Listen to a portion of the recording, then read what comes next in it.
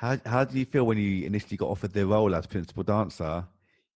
I mean, I've been the true answer is I felt like it should have come about 3 years earlier, like in the youthful arrogance. Like, I've been doing these roles forever. How comes I haven't been promoted? The truth is, there's a dangerous thing in our world and probably every world is that you're always looking for the next thing. And I thought happiness lay with the title of principal. Like, I work really hard. I'm going to get to this goal, and I'll do it by however I need to do it. And then when I get there, this bliss is going to hit me. And yeah, of course, I was really happy. But then what happens once I got there? I'm looking for the next thing. So Mm. it's like a double-edged sword because you have to find that actually, regardless of title, you're worthy and your work is worthy. And that takes a long time to work out and become okay with you and not all of the other incredible things that he's got better feet than me. He's got a bigger jump, or he's stronger than I am, or she's amazing. She's quicker. Like, it can be a real heady mix for you. So I think it's about being the best that you can be, and the titles don't mean nothing because it comes down to somebody's opinion anyway. And Mm. somewhere else, you might be that, just not in the place you're in. So better concentrate on, you'll know whether or not you're at your capacity and you're working as hard as you can. And I think was a couple of years into principal. I was like, I'm working for the wrong things. Mm. And so how do I flip that? So it was a double-edged sword for me. Mm. And were you principal dancer until 2015 when you decided to retire from dancing altogether? Yeah, that's exactly it. And it got to the point where I felt like I love this art form, maybe unhealthily too much. And I have my own personal beliefs that you get to a point where it's time for you to step down for the next generation.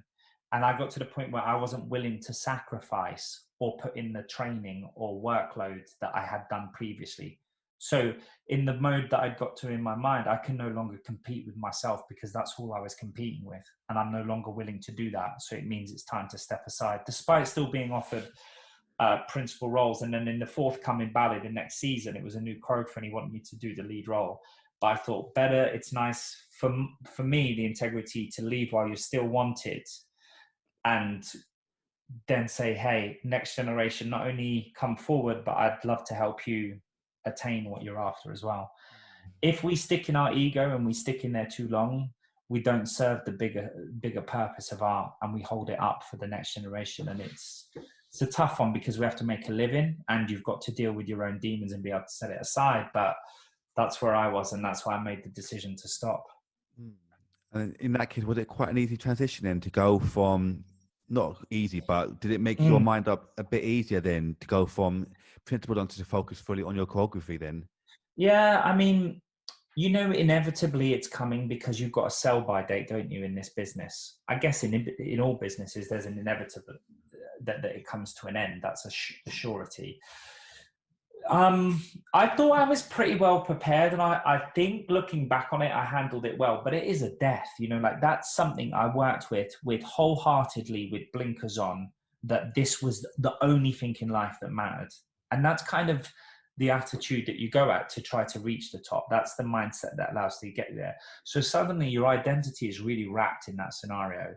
What happens when that's no longer your identity? There's a lot to go through. So I'd say there was a natural transition because in some way I stayed inside the business and I got to move into a realm I really liked. And I've always thought of choreography as like, if I'm my vehicle, my shell is a BMW and sitting over there is a Ferrari because it's the new model. I know how to ride the Ferrari. So choreography to me is I see the body, I see the vehicle in front of me, and I know how to take it to 160. And now I don't even have to abuse my own body. I'm going to do it with that one.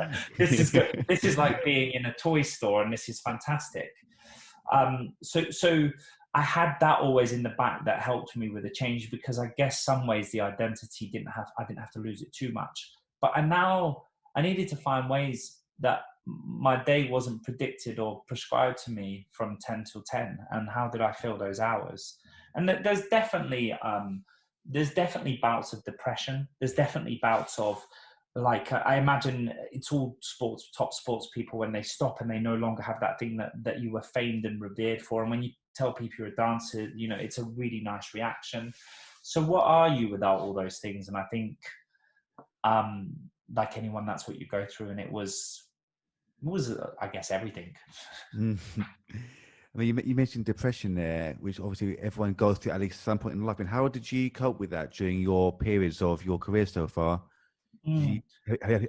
manage to speak to people that had to help you? Yeah, I think what I try to do is self-reflect and be as honest as possible.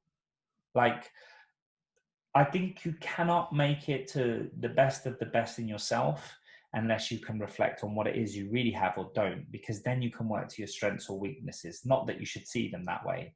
So I felt like when I landed on my knees as Heathcliff and the snow was coming down and I felt like I left Kenneth Tindall, the dancer, there. Like, he will be forever under that snow enjoying that moment. And then the new version of myself stood up and walked off the stage.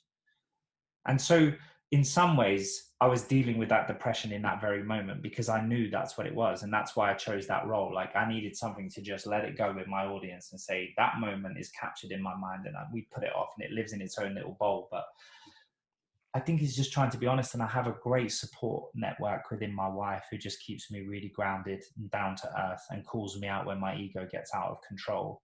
And then the company bought me as a gift two baby cats. Oh, really? And I'm not going to lie to you, they were like the best. First few weeks, I was just cuddled up on the sofa watching Netflix for them, and I thought I'd hit gold. Yeah.